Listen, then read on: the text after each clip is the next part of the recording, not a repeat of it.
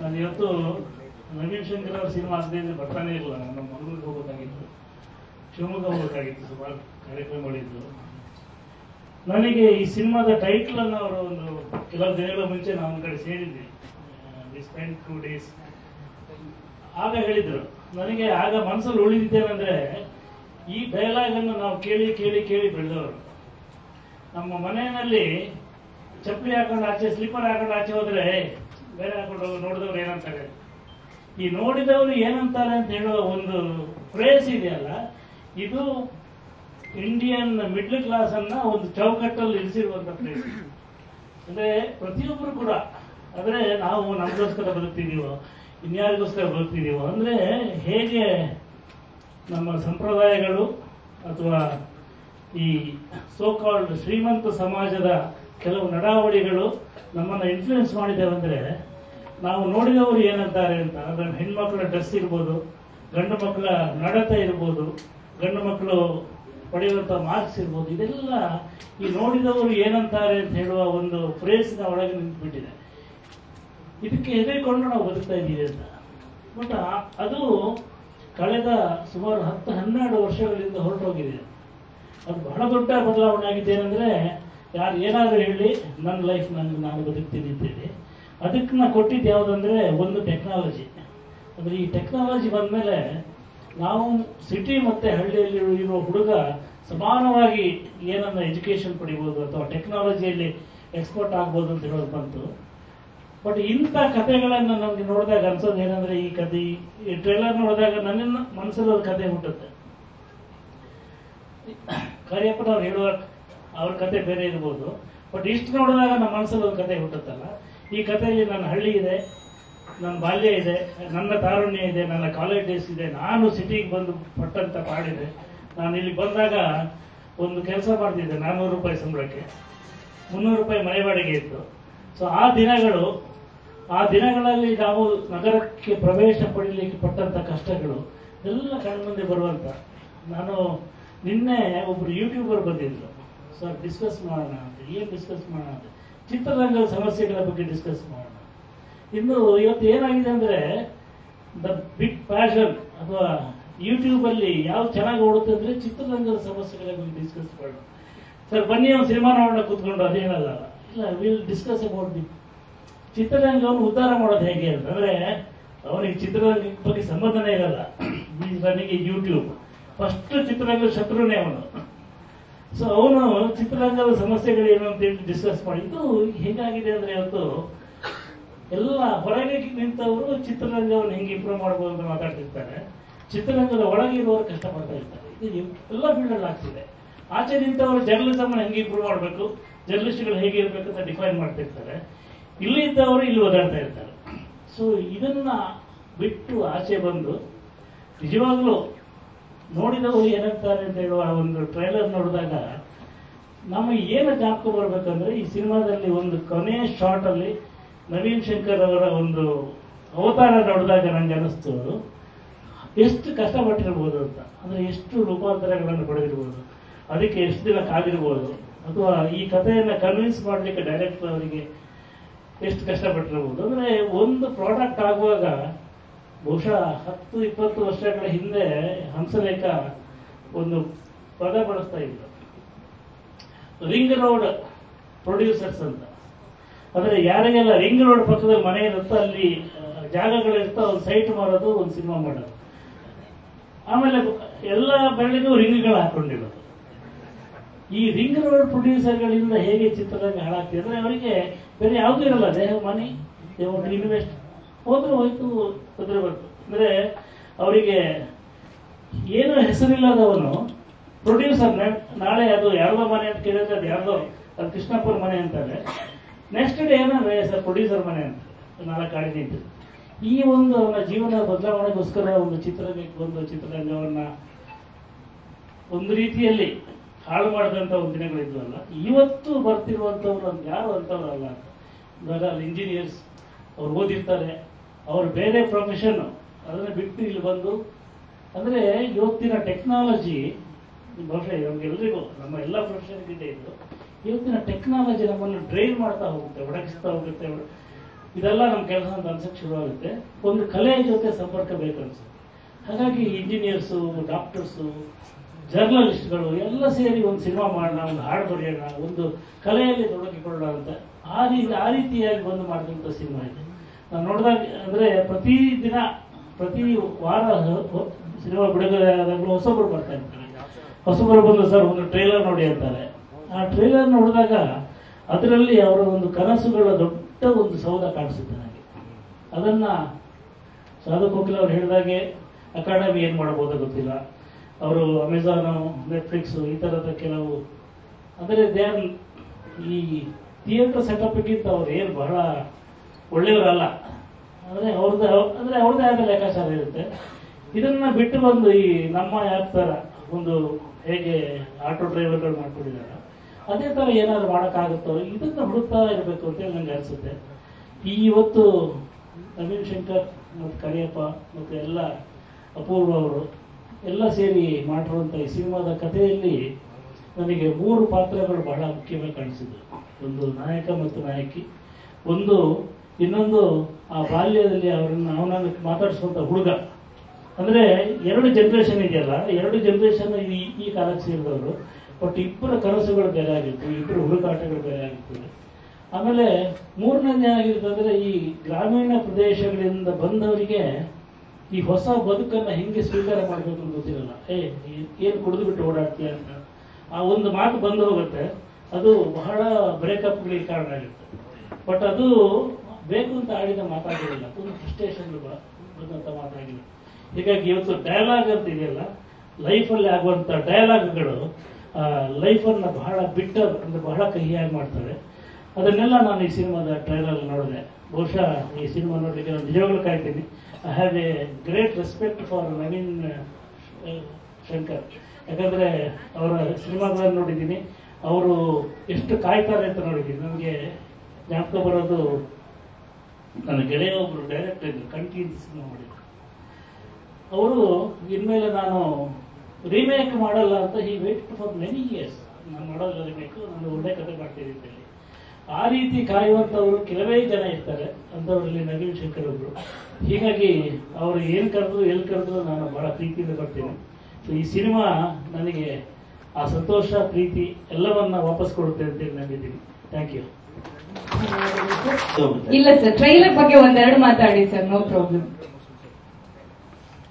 Sir, ಒಂದೆರಡು ಮಾತಾಡಿ, ಅಷ್ಟೊತ್ತಿಗೆ ತಗೋ ಬರ್ತಾರೆ.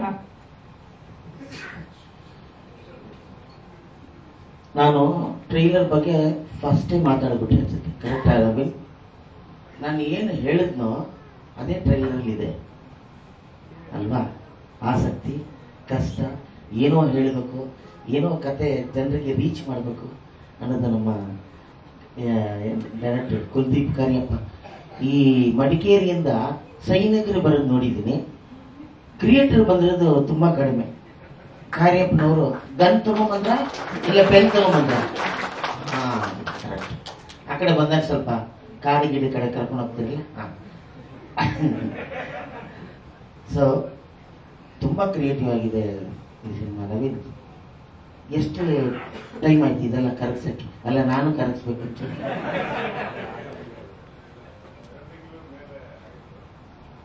ಊಟ ಮಾಡಿದ್ರ ಇಲ್ಲ ಬರೀ ನೀರು ಕುಡಿದ್ರ?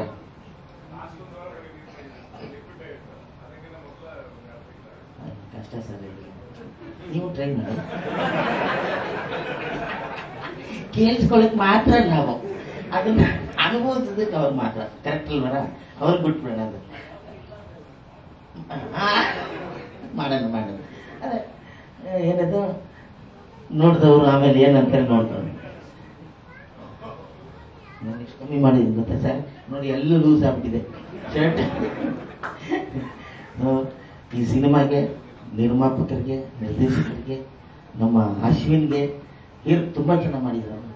ಈ ಥರ ಬೋಲ್ಡ್ ಹೀರೋಯಿನ್ಗಳು ಬೇಕು.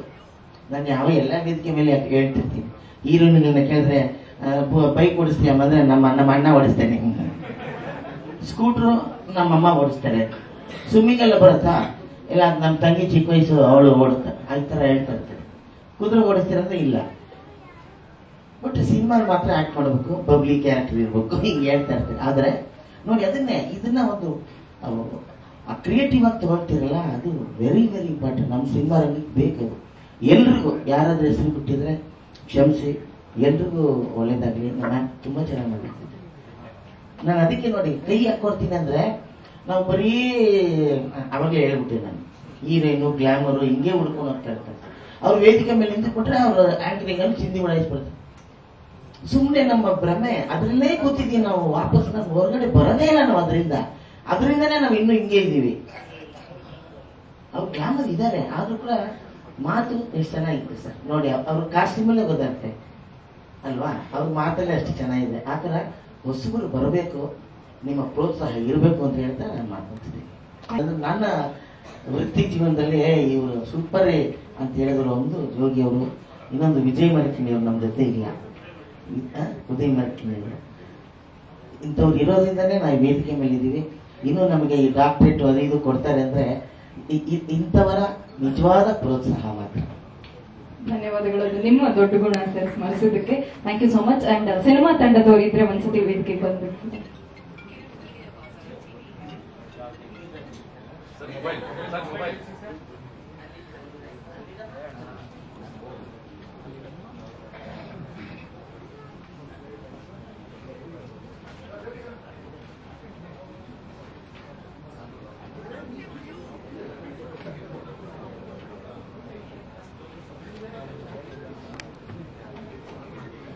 ಒಂದು ಫೋಟೋ ನಿಂತ್ಕೊಂಡ್ಬಿಡಿ ಸರ್.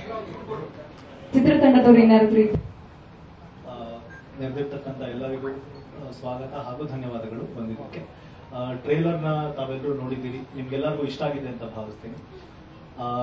ಮೊದಲನೇದಾಗಿ ಈ ಸಿನಿಮಾ ಆಗೋದಕ್ಕೆ ಕಾರಣಕರ್ತರಾದಂಥವ್ರು ನಾಗೇಶ್ ಗೋಪಾಲ್ ಅವರು, ನನ್ನ ಸ್ನೇಹಿತರು. ಜೋಗಿ ಸರ್ ಹೇಳಿದ್ರು, ರಿಂಗ್ ರೋಡ್ ಪ್ರೊಡ್ಯೂಸರ್ಸ್, ಬಿಕಾಸ್ ಹೆಸರು ಬೇಕು ಅಂತ ನಿರ್ಮಾಣ ಮಾಡೋದಕ್ಕೆ ಬರ್ತಾರೆ ಅಂತಕ್ಕಂಥವ್ರ ಮಧ್ಯೆ ನಾನು ಕೇಳಿದ್ಕೆ ನನಗೋಸ್ಕರ ಸಿನಿಮಾ ಮಾಡಿ ನನ್ನ ಜೊತೆ ಅವಾಗಿಂದ ಇವಾಗ ತನಕ ನಿಂತು ಈ ಸಿನಿಮಾಗೆ ತಂದೆ ಸ್ಥಾನದಲ್ಲಿ ನಿಂತು ದಡ ಮುಟ್ಸಿರುವಂತಕ್ಕಂಥವ್ರು. ನಾನು ಯಾರಿಗೂ ಥ್ಯಾಂಕ್ಸ್ ಹೇಳೋದಕ್ಕೆ ಹೋಗೋದಿಲ್ಲ, ತುಂಬಾ ಚಿಕ್ಕ ಪದ ಆಗಿರುತ್ತೆ. ಸೊ ನಾಗೇಶ್ ಗೋಪಾಲ್. ಅದಾದ್ಮೇಲೆ ನನಗೆ ನವೀನ್ ಶಂಕರ್ ಅವರು. ನಾನು ಕಥೆನ ಹೇಳಿದಾಗ ಅಗೇನ್ ಜೋಗಿ ಸರ್ ಅಥವಾ ಸಾಧು ಸರ್ ಹೇಳಿದ್ರು, ಹೇಗೆ ಒಪ್ಸಿದ್ರು ಏನು ಅಂತ. ಇವ್ರನ್ನ ಒಪ್ಸಕ್ಕೆಲ್ಲ ಆಗಲ್ಲ, ಅವ್ರೊಂದು ಡಿಸಿಷನಿಗೆ ಬರ್ತಾರೆ ಕತೆ ಕೇಳಿ, ಬಟ್ ಕಾಯಿಸಿದ್ರು ಕತೆ ಕೇಳ್ಬಿಟ್ಟು. ಅಂದ್ರೆ ಅವ್ರು ಡಿಸೈಡ್ ಮಾಡೋದಕ್ಕೆ ಒಂದಷ್ಟು ಟೈಮ್ ತಗೊಂಡು, ಒಂದು ವಾರದಲ್ಲಿ ಫೋನ್ ಮಾಡ್ತೀನಿ ಅಂತ ಹೇಳ್ಬಿಟ್ಟು 15 ದಿನ ಮಾಡಿದ್ದಿಲ್ಲ, ನನ್ಗೆ ಗಾಬರಿ ಆಗ್ಬಿಟ್ಟಿದೆ. ಬಟ್ ಅವ್ರು ಆ ಟೈಮಲ್ಲಿ ಕಥೆನ ಟಚ್ ಮಾಡ್ತಾ ಇದ್ರು ಅಂತ ಕೇಳ್ಬಿಟ್ಟೆ. ನಾನು ಬರಿಬೇಕಾದ್ರೆ ಒಂದು ಅಂದಾಜು ಇರುತ್ತೆ, ನನ್ನ ಪಾತ್ರಗಳು ಹೀಗೆ ಬರುತ್ತೆ, ಹೀಗೆ ಬರಬೇಕು ಅಂತ. ಅದನ್ನ 99 ಭಾಗ ನಾವು ಅಚೀವ್ ಮಾಡಿದ್ರೆ ಇನ್ನೊಂದು % ನಮ್ಮ ಇಮ್ಯಾಜಿನೇಷನ್ಗೂ ಮತ್ತೆ ಎಕ್ಸಿಕ್ಯೂಷನ್ಗೂ ಏನ್ ಡಿಫ್ರೆನ್ಸ್ ಇದೆ ಅದು ಎಕ್ಸ್ಟ್ರೀಮ್ಲಿ ಬೆಟರ್ ಆಗಿ ಆಗೋದಕ್ಕೆ ನನಗೆ ತುಂಬಾ ಸಹಾಯ ಮಾಡಿದವರು. ಹಾಗೆ ಅಪೂರ್ವ ಭಾರದ್ವಾಜ್ ಅವರು ಮತ್ತೆ ಪದ್ಮಾವತಿ ರಾವ್ ಮೇಡಮ್. ನಂದು ಸಿನಿಮಾದಲ್ಲಿ ವಿಜುವಲ್ ಅಂಡ್ ಆಡಿಯೋ ಡಿಪಾರ್ಟ್ಮೆಂಟ್, ಇವರಿಬ್ರು ಇಲ್ಲದೆ ನನಗೆ ಈ ಸಿನಿಮಾ ಆಗ್ತಾನೆ ಇತ್ತಿಲ್ಲ. ಅಶ್ವಿನ್ ಕೆನಡಿ ವಿಜುವಲ್ ಡಿಪಾರ್ಟ್ಮೆಂಟ್ ಅಲ್ಲಿ ನನಗೆ without him like I said ಈ ಸಿನಿಮಾ ವಿಡಿಯೋ ಬರ್ತಾ ಇತ್ತಿಲ್ಲ, ಬರೀ ಆಡಿಯೋ ಬರ್ತಾ ಇತ್ತು. ಮಯೂರೇಶ್ ಅಧಿಕಾರಿ ನನ್ನ ಮ್ಯೂಸಿಕ್ ಡೈರೆಕ್ಟರ್. ಹಾಗೆ ಸಾಯಿ ಶ್ರೀನಿಧಿ ನನ್ನ ಅಸೋಸಿಯೇಟ್ ಡೈರೆಕ್ಟರ್ ಹಾಗೂ ನನ್ನ ಜೊತೆ ಇದು ಡೈಲಾಗ್ಸ್ ಬರೆದಂಥವ್ರು. My brother from another mother has been with me throughout my journey. So this film is because of all of these people. Thank you so much. So ಅಪೂರ್ವರಿಂದ ನಮ್ಮ ಭೇಟಿ ತುಂಬಾ ಆಫನ್ ಆಗ್ತಿದೆ, ತುಂಬಾ ಖುಷಿ ಇದೆ ಅದ್ರ ಬಗ್ಗೆ. ಅಂದ್ರೆ ಎಲ್ಲಾ ಕೆಲಸ ಮಾಡಿರುವ ಒಂದಷ್ಟು ಕೆಲಸಗಳು ಬೆಳಕಿಗೆ ಬರ್ತಿದೆ ಅಂತ ಅಂದಾಗ I feel very honoured and happy. BTS ನೋಡಿದ್ರಿ, ಇಷ್ಟಪಟ್ರಿ, ಈಗ ಆಲ್ರೆಡಿ ಥಿಯೇಟರ್ ಅಲ್ಲಿ ಇದೆ. ನಿಮ್ಮ ವಸ್ತುಗಳಿಗೆ ನೀವೇ ಜವಾಬ್ದಾರರು, ಅದಕ್ಕೂ ಸಿಕ್ಕಾಪಟ್ಟೆ ಪ್ರಶಂಸೆ ಸಿಕ್ಕಿದೆ. ಆಸ್ ಅನ್ ಆಕ್ಟರ್ ಮತ್ತೊಂದ್ಸಲ ನನ್ನ ಒಂದು ಆಕ್ಟಿಂಗ್ ನ ಪ್ರೂವ್ ಮಾಡೋದಕ್ಕೆ ನೋಡಿದವರು ಏನಂತಾರೆ ಮೂಲಕ ಬರ್ತಾ ಇದ್ದೀನಿ. ಇಲ್ಲೂ ಕೂಡ ನನ್ನ ನಟನೆ ನಿಮ್ಮೆಲ್ಲರಿಗೂ ಇಷ್ಟ ಆಗುತ್ತೆ ಅಂತ ಭಾವಿಸಿದೀನಿ. ಈ ಸಿನಿಮಾ ನಾನು ಆಕ್ಚುಲಿ ಸಿಕ್ಕಾಪಟ್ಟೆ ಕಾಯ್ತಿದೆ ಯಾವಾಗ ರಿಲೀಸ್ ಆಗುತ್ತೆ ಅಂತ. ಐ ಆಮ್ ರಿಯಲಿ ಹ್ಯಾಪಿ ಈ ಸಿನಿಮಾ ತೆರೆ ಕಾಣ್ತಿದೆ ಅಂತ. First of all Kuldeep Karappa, thank you so much. ಈ ಪಾತ್ರನ ಐ ಮೀನ್ ನನ್ನನ್ನ ಇಮ್ಯಾಜಿನ್ ಮಾಡ್ಕೊಂಡ್ರಿ ಅಂತ as Nadiya. Thank you so much. I hope I have served justice. ಮತ್ತೆ ನವೀನ್ ಶಂಕರ್, ಐ ಥಿಂಕ್ ಇವಾಗ ಬರ್ತಾ ಇರುವಂತ ಯಾವುದೇ ಹೀರೋಯಿನ್ ಆಗ್ಲಿ ಅಥವಾ ಆಕ್ಟ್ರೆಸಸ್ ಆಗ್ಲಿ ನವೀನ್ ಜೊತೆ ಆಕ್ಟ್ ಮಾಡ್ಬೇಕು ಅನ್ನೋದು ಖಂಡಿತವಾಗ್ಲೂ ಬಕೆಟ್ ಲಿಸ್ಟ್ ಅಲ್ಲಿ ಇರುತ್ತೆ. ಅದು ಆಗೋಯ್ತು. ಇನ್ನೊಂದಷ್ಟು ಸಿನಿಮಾಗಳು ಒಟ್ಟಿಗೆ ಮಾಡೋಣ. ಮುಂಚೆ ಬರೀ ಸ್ನೇಹಿತರಾಗಿದ್ವಿ, ಇವಾಗ ಕೋ ಆಕ್ಟರ್ಸ್ ಆಗಿದ್ದೀವಿ. I am very happy to have share my screen with him. Ashwin sir, ತುಂಬಾ ಚೆನ್ನಾಗಿ ಕಾಣಿಸಿದ್ದೀರಾ ನನ್ನನ್ನ ಸ್ಕ್ರೀನ್ ಮೇಲೆ. Thank you so much. Nagesh sir, thank you so much for trusting in me that ಚೆನ್ನಾಗಿ ಆಕ್ಟ್ ಮಾಡ್ತಾರೆ, ಪರವಾಗಿಲ್ಲ ತಗೊಳ್ಳಿ ಅಂತ ಅಂದಿದ ತಕ್ಷಣ ಅವ್ರು ಒಪ್ಕೊಂಡ್ರು. So thank you so much ಎಲ್ಲರಿಗೂ. ಇದೇ ತರ ಇನ್ನೊಂದಷ್ಟು ಸಿನಿಮಾಗಳಲ್ಲಿ ಭೇಟಿ ಮಾಡೋಣ ನಾವು. Thank you. Thank you so much. ಅದು ಆ ಪಾತ್ರಕ್ಕೆ ಒಂದು ಎಕ್ಸ್ಟ್ರೀಮ್ ಫಿಸಿಕಲ್ ಟ್ರಾನ್ಸ್ಫಾರ್ಮೇಶನ್ ಅವಶ್ಯಕತೆ ಇತ್ತು. ಯಾಕಂದ್ರೆ ಟ್ರೈಲರ್ ಅಲ್ಲಿ ಕಾಣಿಸೋ ರೀತಿ ಇದೊಂದು ಮಾನಸಿಕ ಹಾಗೂ ದೈಹಿಕ ಜರ್ನಿ. ಒಂದು ಕ್ಯಾರೆಕ್ಟರ್ ಒಂದು ಪಾಯಿಂಟ್ ಇಂದ ಇನ್ನೊಂದು ಪಾಯಿಂಟಿಗೆ ಹೋಗೋ ತರ ಆ ಜರ್ನಿನಲ್ಲಿ ಆತನಿಗೆ ಆಗುವಂತ ಒನ್ ಆಫ್ ದ ಟ್ರಾನ್ಸ್ಫಾರ್ಮೇಶನ್ಸ್. ಓಕೆ, ಆ ಜರ್ನಿನಲ್ಲಿ ಆಗುವಂತ ಒನ್ ಆಫ್ ದ ಟ್ರಾನ್ಸ್ಫಾರ್ಮೇಶನ್ಸ್ ಅದು. ಆ ಎಕ್ಸ್ಟ್ರೀಮಿಗೆ ಹೋಗ್ಬೇಕಾದ್ರೆ ಅವರು ಸ್ಟ್ರಿಕ್ಟ್ ಡಯಟ್ ಅಲ್ಲಿ ಇದ್ರು. Under the guidance of the dietitian and the trainer. ಹಿಂದಿನ ದಿನ ನನಗೆ ಮಾರನೇ ದಿನ ಸಕಲೇಶ್ಪುರದಲ್ಲಿ ಶೂಟ್ ಇದೆ. ಬೆಳಗಿನ ಜಾವ 3 ಗಂಟೆಗೆ ಹೊರಡಬೇಕು. ಹಿಂದಿನ ದಿನ ನನಗೆ ಹಾಸ್ಪಿಟಲ್ ಇಂದ ಫೋನು, ನವೀನ್ ಶಂಕರ್ ಅವ್ರಿಗೆ ಏನೋ ಹೆಲ್ತ್ ತುಂಬಾ ಇದಾಗಿದೆ, ಅಪ್ಸೆಟ್ ಆಗಿದೆ ಅಂತ. ನಾವು ಫುಲ್ ಗಾಬರಿ ಆಗಿದ್ವಿ. But still he did not break his diet ಅಂತ. ಬಿಕಾಸ್ ಡಯಟ್ ಬ್ರೇಕ್ ಮಾಡಿದ್ರೆ ಮತ್ತೆ ಆ ಟ್ರಾನ್ಸ್ಫಾರ್ಮೇಶನ್ ಬರೋದಕ್ಕೆ ಇದಾಗುತ್ತೆ ಅಂತ ಹೇಳಿ he was adamant that we continue the shoot. ಮತ್ತೆ ಅವರು ಹಾಸ್ಪಿಟಲ್ ಅಲ್ಲಿ ಆ ದಿನ ಇದ್ದು ಬೆಳಗಿನ ಜಾವ ಹೋಗಿ ನೆಕ್ಸ್ಟ್ ಡೇ ಅವರು ಡಯಟ್ ಬ್ರೇಕ್ ಮಾಡಿದ. ಆ ಶೂಟ್ ನ ಮುಗಿಸ್ಕೊಂಡು ಇಮಿಡಿಯೇಟ್ ಆಗಿ. So it was a risky thing to do. But we see the ಒಬ್ಬ ಕಲಾವಿದನಿಗೆ ಇರಬೇಕಾದಂತ ಬದ್ಧತೆ ಅದು. ಸೊ ಅದಕ್ಕೆ I asked again and again. So ಈಗ ನಮ್ಮ ಅಶ್ವಿನ್ ಸರ್. ಎಲ್ರಿಗೂ ನಮಸ್ಕಾರ. ನಮ್ಗೆ ಸಪೋರ್ಟ್ ಮಾಡಕ್ಕೆ ಬಂದಿದ್ದಕ್ಕೆ ತುಂಬಾ ಥ್ಯಾಂಕ್ಸ್. ಅಂಡ್ ನಾಗೇಶ್ ಸರ್ ಅವರು ಮೂವಿ ಸ್ಟಾರ್ಟಿಂಗ್ ತನಕ ಎಲ್ಲೂ ಕಾಂಪ್ರಮೈಸ್ ಆಗದೆ ಮೂವಿ ಬೆಟರ್ ಬರ್ಬೇಕಂತ ಪ್ರಯತ್ನ ಪಟ್ಟು ಎಲ್ಲಿ ಗಿವ್ ಅಪ್ ಮಾಡದೆ ಇದನ್ನ ಕಂಪ್ಲೀಟ್ ಮಾಡಿದೀವಿ. Director sir, is vision is really good. ಅವರು ಟ್ರೈಲರ್ ನೋಡಿದ್ರೆ ನಿಮ್ಗೆ ಗೊತ್ತಾಗಿರುತ್ತೆ. ಮೂವಿ ನೋಡ್ಬೇಕು, ನೀವು ನೋಡಿ ಸಪೋರ್ಟ್ ಮಾಡ್ಬೇಕು ನಮ್ಗೆಲ್ಲ. ನವೀನ್ ಸರ್ ಟ್ರೈಲರ್ ಅಲ್ಲಿ ನೋಡಿರ್ತೀರ, ಟ್ರಾನ್ಸ್ಫಾರ್ಮೇಶನ್ ನೋಡಿರ್ತೀರ. ನಮ್ಮ ಇಂಡಸ್ಟ್ರಿನ Christian Bale and ma'am Apoorva ma'am ಅವರು ಚೆನ್ನಾಗಿ ಮಾಡಿದ್ದಾರೆ. ಅವ್ರ ಕ್ಯಾರೆಕ್ಟರ್ನ ತುಂಬಾ ಚೆನ್ನಾಗಿ ಲೈಫ್ ಕೊಟ್ಟಿದ್ದಾರೆ. ಸೊ ಅದೇ ನಮ್ಮ ಟೀಮ್, ಡೈರೆಕ್ಷನ್ ಟೀಮ್ ಎಲ್ಲರೂ ಸೇರಿ ಈ ಮೂವಿಗೆ ಲೈಫ್ ಕೊಟ್ಟಿದ್ದಾರೆ. ಸೊ ಹಂಗಾಗಿ thank you. Thank you so much. ಹೇಳಿದ್ರಿ ಆ ಜಾಗಕ್ಕೆ ಹೋಗಿದ್ದೀರಿ ನೀವು ಅಂತ, ಅದು ಫುಲ್ ವೈರಲ್ ಆಗ್ಬಿಟ್ಟಿತ್ತು. ಇಲ್ಲಲ್ಲ, ಒಂದು ಸೆಂಟೆನ್ಸ್ಗೆ, ಒಂದು ಧ್ವನಿಗೆ ಅಂತದೊಂದು ಶಕ್ತಿ ಇದೆ ನಿಮ್ದು. ಸೊ ಪಾತ್ರಗಳ ಬಗ್ಗೆ, ಅಭಿನಯದ ಬಗ್ಗೆ ಹಿಂದಿನ ಸಿನಿಮಾದಲ್ಲೆಲ್ಲ ನೋಡ್ತಾ ಬಂದಿದೀವಿ. ಬಟ್ ಇಲ್ಲಿ ನೋಡಿದವರು ಏನಂತಾರೆ ಅಂತ ಸಿನಿಮಾ ಈ ರೀತಿ ಕಥೆ ಎಲ್ಲ ಬಂದಾಗ ನಿಮ್ಗೆ ಏನ್ ಅನ್ಸ್ತು ಸರ್? ಈ ಸಿನಿಮಾ ಮಾಡಿದ್ರೆ ಏನಂತಾರೋ ಅಂತ ಅನಿಸ್ತಾ, ಅಲ್ವಾ ಹೀಗಂತಾರೆ ಅಂತ ಅನಿಸ್ತಾ? ಏನ್ ಅನಿಸ್ತು? ಎಲ್ಲ ನನ್ನ ಹಿರಿಯ ಪತ್ರಕರ್ತ ಮಿತ್ರರಿಗೆ, ನನ್ನ ಸ್ನೇಹಿತರಿಗೆ, ಬಂದಿರೋ ಸ್ನೇಹಿತರಿಗೆ, ಮತ್ತೆ ನಮ್ಮ ಡೈರೆಕ್ಷನ್ ಡಿಪಾರ್ಟ್ಮೆಂಟ್ ಮತ್ತೆ ಡಿಒಪಿ ಡಿಪಾರ್ಟ್ಮೆಂಟ್ ಅವರು, ಮೇಕಪ್ ಡಿಪಾರ್ಟ್ಮೆಂಟ್ ಎಲ್ಲರೂ ಬಂದಿದ್ದಾರೆ. ಇಡೀ ಚಿತ್ರತಂಡಕ್ಕೆ ಎಲ್ರಿಗೂ ನಮಸ್ಕಾರ. ಹೊಂದಿಸಿ ಬರೀರಿ ಅಂತ ಒಂದು ಸಿನಿಮಾ ಮಾಡ್ತಿದ್ದೆ ನಾನು. ಆ ಸಿನಿಮಾ ಮಾಡೋ ಮುಂದೆ ಆಕ್ಚುಲಿ ಅವ್ರ ಕತೆ ಹೇಳಿದ್ ನನಗೆ. ಅದ್ರೊಳಗೆ ಒಂದು ಚಿಕ್ಕ ಪೋರ್ಷನ್ ಬರ್ತೈತೆ, ಒಂದು ಜರ್ನಿ ಪೋರ್ಷನ್ ಬರುತ್ತೆ. ಅದಕ್ಕೂ ಇದಕ್ಕೂ ಒಂದು ಸಣ್ಣ ಸಾಮ್ಯತೆ ಇತ್ತು. ಅದಕ್ಕೆ ಹೆಂಗ್ ತಗೊಳ್ಳೋದು ಬಡೋ ಅಂತಿತ್ತು. ಬಟ್ ಕತೆ ಬಹಳ ಕಾಡ್ಬಿಡಿತ್ತು. ಕುಲ್ದೀಪ್ ಅವ್ರು ಬಂದು ಹೇಳಿದಾಗ ಅದ್ರದ್ದೊಂದು ಇವಾಲ್ವ್ಡ್ ವರ್ಷನ್ ಆಗಿತ್ತು. ಅಂದ್ರೆ ರಂಜಿತ್ನ ಬದುಕೆ ಬೇರೆ, ಈತನ ಬದುಕೆ ಬೇರೆ. ಸಿದ್ಧಾರ್ಥ್ ನಮ್ಮ ಮೆಚುರಿಟಿ ಬೇರೆ, ರಂಜಿತ್ ಮೆಚುರಿಟಿ ಬೇರೆ. ಇಲ್ಲಿ ನನ್ನ ಪಾತ್ರದ ಹೆಸರು ಸಿದ್ಧಾರ್ಥ್. ನೋಡಿದವ್ರೇನಂತಾರೆ ಇಲ್ಲಿ ಸಿನಿಮಾದ ಪ್ರತಿ ಪಾತ್ರಗಳು, ಸಿನಿಮಾದಲ್ಲಿ ನಿರ್ದೇಶಕರು ಕಟ್ಕೊಡಕ್ ಹೊರಟಿರುವಂತ ಪರ್ಸ್ಪೆಕ್ಟಿವ್ಸ್, ಮತ್ತೆ ಆ ಪಾತ್ರದ ಜರ್ನಿ ಮುಖಾಂತರ ಏನೇನು ಹೇಳಕ್ ಹೊರಟಿದಾರೋ ಅದು ಅಷ್ಟು ಬಹಳ ಕಾಣಾದಿತ್ತು. ಅದಕ್ಕೆ ಇಲ್ಲ ಇದು ಪರವಾಗಿಲ್ಲ, ಆ ಸಣ್ಣ ಸಾಮರ್ಥ್ಯ ಇದ್ರು ಪರವಾಗಿಲ್ಲ, ಇದನ್ನ ಮಾಡ್ಬಿಡುನು ಅಂತ ಬಹಳ ಇಷ್ಟಪಟ್ಟು ಮಾಡಿದೆ. ಮಾಡಿದ್ಮೇಲೆ ಇಟ್ಸ್ ಟೋಟಲಿ ಡಿಫ್ರೆಂಟ್ ಫಿಲ್ಮ್. ಅದೇ ಬೇರೆ, ಇದೇ ಬೇರೆ. ಬಟ್ ಕೇಳಬೇಕಾದ್ರೆ ನಮಗೆ ಆ ಒಂದಿಷ್ಟು ಸಾಮರ್ಥ್ಯಗಳು ಕಾಣಿಸ್ಕೊಂಡಾಗ ಮಾಡೋದ ಅಂತ ಇರುತ್ತೆ. ಬಟ್ ಅದ್ರ ಹೊರತಾಗಿ ಒಂದು ಬದುಕಿತ್ತಲ್ಲ ಸಿದ್ಧಾರ್ಥನ ಬದುಕು, ಅದು ನನ್ನಲ್ಲೂ ಎಷ್ಟೊಂದು ಚೇಂಜಸ್ ತಂದಂತದ್ದಿದೆ.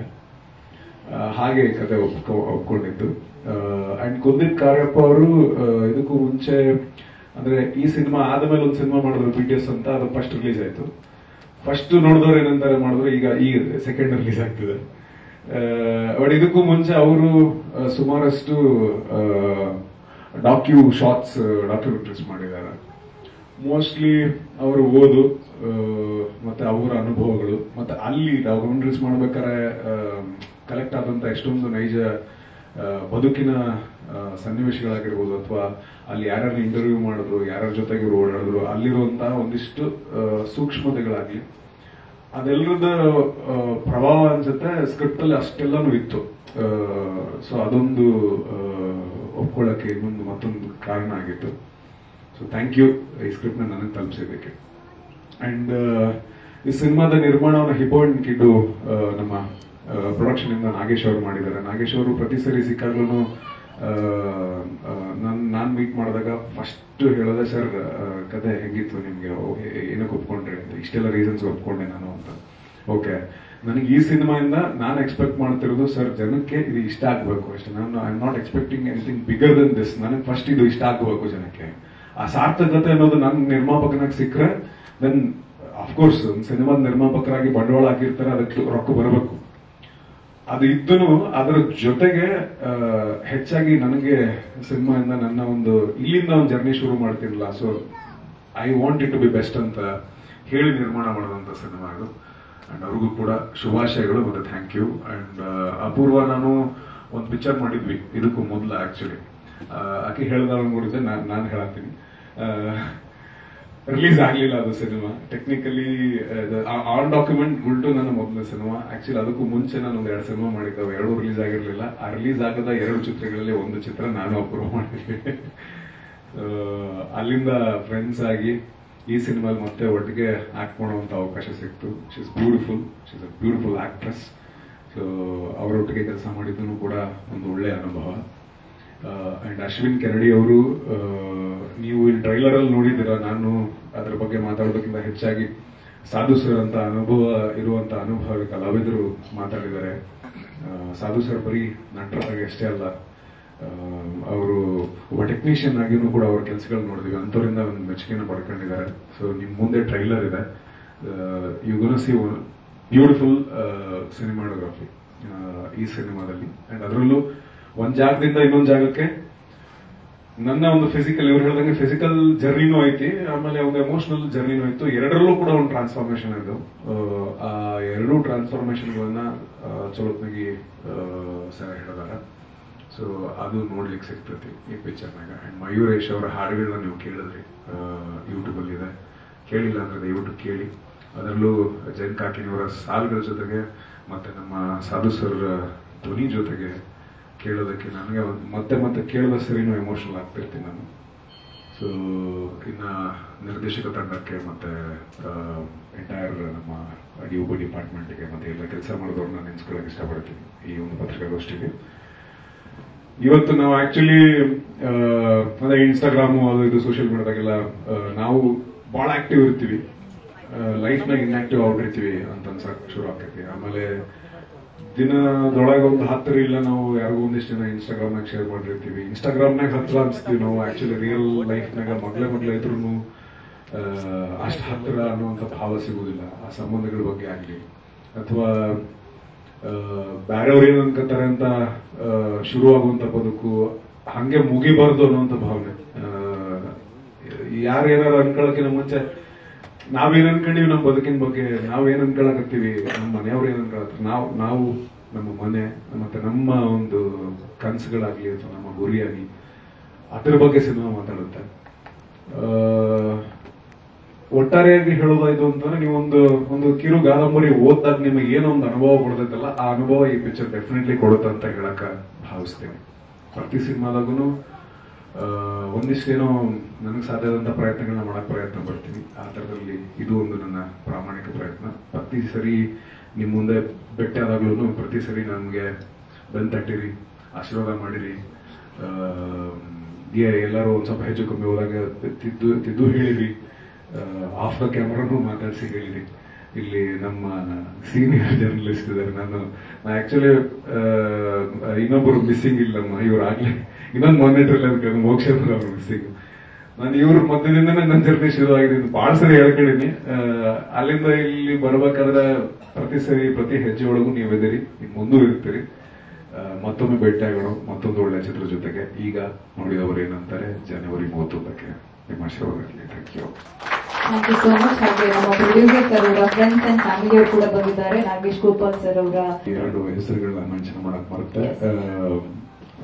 ಸಿನಿಮಾ ತಲುಪುವ ಹಂತದಲ್ಲಿದ್ದಾಗ, ನಮಗೆ ಪ್ರಚಾರ ಮಾಡೋ ಹಂತದಲ್ಲಿದ್ದಾಗ, ಮಾಧ್ಯಮದ ಜೊತೆಗೆ ಇವತ್ತು ಸಿನಿಮಾಗಳನ್ನ ತಲುಪಿಸ್ಬೇಕಲ್ಲ, ಮಧ್ಯವರ್ತಿಯಾಗಿ ಕೆಲಸ ಮಾಡುವಂತ ಒಬ್ಬ ಡಿಸ್ಟ್ರಿಬ್ಯೂಟರ್ ಮುಖ್ಯ ಆಗ್ತಾರೆ. ನಮ್ಮ ಜನನಿ ಪಿಕ್ಚರ್ಸ್ ಹೊಸದಾಗಿ ಶುರು ಮಾಡಿದ್ದಾರೆ. ಹೊಸ ಸಿನಿಮಾಗಳಿಗೆ ಅವರವರ ಸಿನಿಮಾಗೆ ಒಂದು ಶಕ್ತಿ ಇರುತ್ತಲ್ಲ, ಆ ಬಜೆಟ್ ಕಟ್ಕೊಂಡು ಕೆಲಸ ಮಾಡ್ತಾ ಇರ್ತಾರೆ, ಅವ್ರ ಜೊತೆ ನಿಂತ್ಕೊಂಡು ಕೆಲಸ ಮಾಡ್ತಾರೆ. ನನ್ನ ಕುನಾಲಿದ್ದಾರೆ, ಅವ್ರಿಗೂ ಕೂಡ thank you. And Harish, you are doing great. ನಿಮಗೂ ಕೂಡ ಶುಭಾಶಯಗಳು. ನಮ್ಮ ಸಿನಿಮಾದ PR ಹರೀಶ್ ಅರಸು ಅವರು ಧನ್ಯವಾದಗಳು. ಹಾಗೆ ಕನ್ನಡ ಸಿನಿಮಾವನ್ನ ಪ್ರೇಕ್ಷಕರಿಗೆ ತಲುಪಿಸುವಂತಹ ಮಹತ್ ಕಾರ್ಯವನ್ನು ಮಾಡ್ತಿರುವಂತಹ ಎಲ್ಲ ಮಾಧ್ಯಮ ಮಿತ್ರರಿಗೂ ಕೂಡ ಹೃದಯಸ್ಪರ್ಶಿ ಧನ್ಯವಾದಗಳು. ಎರಡೇ ಮಾತಾಡ್ತೀನಿ. ಫಸ್ಟ್ ಒಂದು ಥ್ಯಾಂಕ್ಸ್, ಒಂದು ರಿಕ್ವೆಸ್ಟ್. ಫಸ್ಟ್ ಥ್ಯಾಂಕ್ಸ್ ಏನಂದ್ರೆ ಯಾರಿಗಂದ್ರೆ ನನ್ನ ಫ್ಯಾಮಿಲಿಗೆ, ನಮ್ಮ 3 ಜನ ಅಣ್ಣಂದ್ರಿಗೆ, ನಮ್ಮ ಅತ್ತೆಂದ್ರಿಗೆ. ಎರಡನೇ ಥ್ಯಾಂಕ್ಸ್ ಬಂದ್ಬಿಟ್ಟು ನನ್ನ ಸ್ನೇಹಿತರಿಗೆ, ಅಲ್ಲಿ ಕೂತಿದ್ದಾರೆ ಇಲ್ಲಿ ಕೂತಿದ್ದಾರೆ, ಆ ಸ್ನೇಹಿತರಿಗೆ. ಮತ್ತೆ ನನ್ನ ಫಿಲಮ್ ಟೀಮ್ಗೆ, ಅದು ಡೈರೆಕ್ಟರ್ ಆಗಿರ್ಬೋದು, ಹೀರೋ ಆಗಿರ್ಬೋದು, DOP ಆಗಿರ್ಬೋದು. ಮತ್ತೆ ಇನ್ನೊಂದು ಹೇಳ್ತೀನಿ, ಇವತ್ತು ಬಂದಿದ್ದಾರೆ ನನ್ನ ಟ್ರಾಲಿ ಮಾಡಿದಂಥ ಕುಮಾರ್ ಅವರು ಬಂದಿದ್ದಾರೆ, ನನ್ನ ಲೈಟ್ ಯೂಸ್ ಮಾಡಿದ ಲೋಕೇಶ್ ಅವರು ಬಂದಿದ್ದಾರೆ. ಅವ್ರಿಗೂ ತುಂಬ ಥ್ಯಾಂಕ್ಸ್ ಹೇಳ್ತೀನಿ. ಯಾಕಂದ್ರೆ ಅವ್ರ ಸಪೋರ್ಟ್ ಇಲ್ದಿರ, ಯಾಕಂದ್ರೆ ನಾನು ಸಿನಿಮಾ ಇಂಡಸ್ಟ್ರಿಗೆ ಹೊಸಬನು, ಅವರ ಮಾರ್ಗದರ್ಶನ ತುಂಬ ಹೆಲ್ಪ್ ಆಯ್ತು ನನಗೆ. ಇದು ನನ್ನ ಥ್ಯಾಂಕ್ಸ್. ನನ್ನ ರಿಕ್ವೆಸ್ಟ್ ಬಂದ್ಬಿಟ್ಟು ದಯವಿಟ್ಟು ಎಲ್ಲರೂ ಜಾನ್ 31 ಸಿನಿಮಾಗೆ ಬಂದು ನಮ್ಮ ಸಿನಿಮಾ ನೋಡಿ ಆಮೇಲೆ ನೀವೇನಂತೀರಂದ್ರೆ ನಾವು ಕೇಳಬೇಕಂತ ಕಾತುರದಿಂದ ಕಾಯ್ತಾ ಇರ್ತೀರಿ. ದಯವಿಟ್ಟು ಬನ್ನಿ, ಸಿನಿಮಾ ನೋಡಿ, ನಮ್ಮೆಲ್ಲರೂ ಪ್ರೈಸ್ ಮಾಡಿ ಆಶೀರ್ವದಿಸಿ. Thank you. ಸಾಧು ಸರ್ ಒಂದು ವಿಶೇಷವಾದ ಸಂದರ್ಭದಾಗ ಬಂದು ಆಕ್ಚುಲಿ ಸಮಯ ಮಾಡ್ಕೊಂಡು ಬಂದ್ರು. ಅವ್ರಿಗೆ ವಿಶೇಷವಾದ ಕೃತಜ್ಞತೆ. ಪ್ರತಿ ಸರಿ ಸ್ಟುಡಿಯೋಗೆ ಹೋದಾಗೂ ಅವ್ರ ಸಾಂಗ್ ಇತ್ತಲ್ಲ, ಮೊನ್ನೆ ನಾವು ಡಬ್ಬಿಂಗ್ ಮಾಡಕ್ ಹೋಗಿದ್ವಿ ಒಂದು ಸಣ್ಣ ತುಣುಕು. ಆ ಟೈಮ್ನಾಗ ಮಾನಿಟರ್ ಚೆಕ್ ಮಾಡಿ, ಇದು ಸಿಸ್ಟಮ್ ಚೆಕ್ ಮಾಡಿದ್ವಿ. ಸೌಂಡ್ ಇಂಜಿನಿಯರ್ ಹೇಳಿದ್ರು, ಸರ್ ಇಲ್ಲಿ ಬರ್ರಿ, ಇಲ್ಲಿ ನಾನು ತೋರಿಸ್ತೀನಿ ಏನು ಅಂತ ನೋಡಿದಾಗ 200+ ಕೌಂಟ್ಸ್ ಏನೋ ಇತ್ತು ಅಲ್ಲಿ. ಅದಂದ್ರೆ ಅಷ್ಟು ಸರಿ ಆ ಹಾಡು ಪ್ಲೇ ಆಗಿದೆ. ಸ್ಟುಡಿಯೋದಾಗ ಅವರೇ ಬಂದು ಅವ್ರ ಹಾಡಿರೋದನ್ನು ಕೇಳ್ತಿದ್ರು ಅಂತ. ಸೊ ಅದು ನಮಗೊಂದು ಖುಷಿ. ಸೊ ಅವರು ಬಂದು ಇವತ್ತು ಅವರೊಂದು ವಿಶೇಷವಾದಂತ ಸಮಯದಲ್ಲಿ ಬಂದು ನಮಗೆ ಸಮಯ ಕೊಟ್ಟಿದ್ದು. ಆಮೇಲೆ ಜೋಗಿ ಅವರು, ನೀವು ಹೇಳಿದಂಗೆ is a new age writer. ಯಾಕ ಅಂತ ಹೇಳ್ತೀನಿ ಅಂದ್ರೆ, ಬರಹದಲ್ಲಿ ನಮ್ಮ ಹಿರಿಯರನ್ನು ಹಿಡ್ಕೊಂಡು ಇಲ್ಲಿ ಜನರೇಷನ್ ಅವ್ರನ್ನೂ ಕೂಡ ಕ್ಯಾಪ್ಚರ್ ಮಾಡುವಂತ ಒಂದು ಬರವಣಿಗೆ ಇಟ್ಕೊಂಡಿರೋರು. ಅದು ಎಸ್ಪೆಷಲಿ ನಾನು ಬಡವ ನಾನು ಸುಖಿ ಅನ್ನುವಂತ ಪುಸ್ತಕದಾಗ ಬರೀತಾರ ಅವ್ರು. ಅಂದ್ರೆ ತಾಯಿ ಬಗ್ಗೆ ಎಲ್ಲೋ ಮೆನ್ಷನ್ ಮಾಡ್ತಿರ್ಬೇಕಾದ್ರೆ, ಗಾಂಧಾರಿಗೆ ಗೊತ್ತಾಗತ್ತಂತ ಮದ್ವಿ ಟೈಮ್ಗೆ ಗಂಡನ್ ಕಾಣಿಸೋದಿಲ್ಲ ಅಂತ ಕಣ್ಣಿಗೆ ಪಟ್ಟಿ ಕಟ್ಕೋತಾಳ. ಜಗತ್ತು ಅದನ್ನ ಅವಳ ವಿಧೇಯತೆ ಅಂತ ಭಾವಿಸ್ತು, ಬಟ್ ಅದು ಅವಳ ಅಂತರಂಗದ ಪ್ರತಿಭಟನೆ ಆಗಿತ್ತು. ಸೊ ಆ ದೃಷ್ಟಿಕೋನಗಳನ್ನು ಕಟ್ಕೊಡೋದಿದೆಯಲ್ಲ. ಆಮೇಲೆ ನಾನು ಬಡವ ನಾನು ಸುಖಿ ಅನ್ನುವಂತ ಬಡತನಕ್ಕೆ ಒಂದು ಬೇರೆ ಪರ್ಸ್ಪೆಕ್ಟಿವ್ ಕಟ್ಕೊಡ್ತಾರೆ ಅವರು. ಬಡತನದಾಗ ಒಂದಿಷ್ಟು ಹುಟ್ಟುವಂತ ವಿಶೇಷವಾದಂತ ಅಡುಗೆಗಳ ಬಗ್ಗೆ ಮಾತಾಡ್ತಾರೆ, ನ್ಯೂಯನ್ಸಸ್ ಬಗ್ಗೆ ಮಾತಾಡ್ತಾರೆ, ಭಾವನೆಗಳ ಬಗ್ಗೆ ಮಾತಾಡ್ತಾರೆ. ಸೊ ಅವರು ಬಂದಿದ್ದಕ್ಕೂ ಕೂಡ ಬಹಳ ಖುಷಿ ಆಯ್ತು. ವಿಶೇಷವಾದ ಧನ್ಯವಾದಗಳು ಇಬ್ಬರಿಗೂ ಕೂಡ. Thank you so much.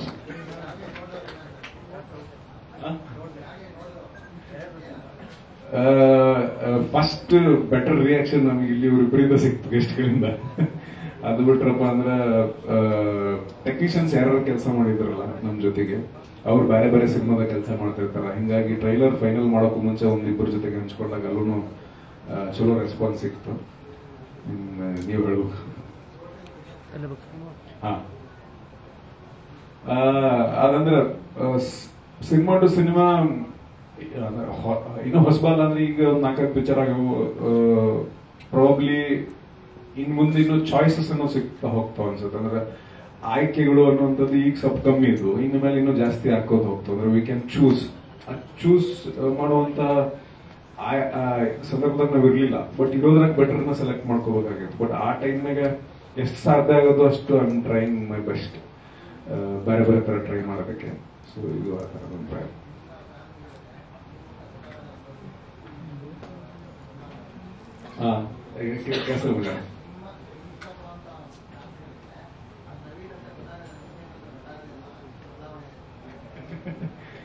Thank you so much. ಅದು ಐ ಥಿಂಕ್ ಬರವಣಿಗೆಯಿಂದ ಫಸ್ಟ್ ಕ್ರೆಡಿಟ್ ಬರಹಗಾರರಿಗೆ ಸಲ್ಲಬೇಕು, ಆಮೇಲೆ ನಿರ್ದೇಶಕರಿಗೆ ಸಲ್ಲಬೇಕು, ಆಮೇಲೆ ಟೆಕ್ನಿಷಿಯನ್ಸ್ಗೆ ಸಲ್ಲಬೇಕು. ಸರ್ ನಿಮಗೆ ಎಲ್ಲರಿಗೂ ಮೊದಲ ಸಲ್ಲಬೇಕು. ಅಲ್ಲಿಂದ ನೆಕ್ಸ್ಟ್ ನಟರುಗಳಿಗೆ. I thank my directors and my team.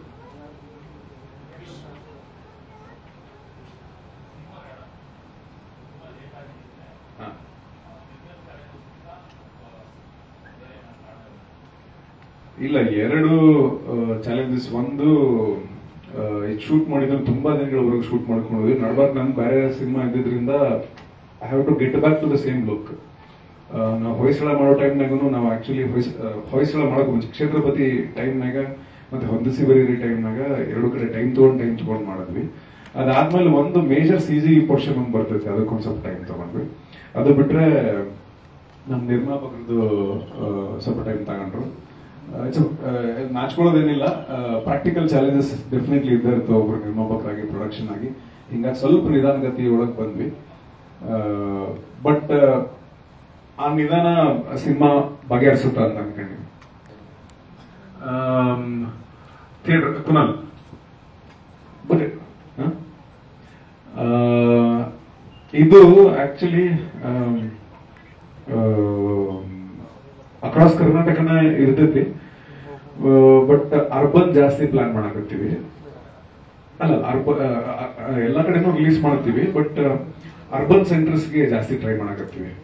ಅಂದ್ರೆ ಈಗ ಇಳಕಲ್ ಇರ್ತೈತಿ, ಹೊಸಪೇಟೆ ಇರ್ತೈತಿ, ನಡಬರ್ ಕುಷ್ಟಗಿ ಅಂತ ಒಂದು ಬರ್ತೈತಿ ಊರು.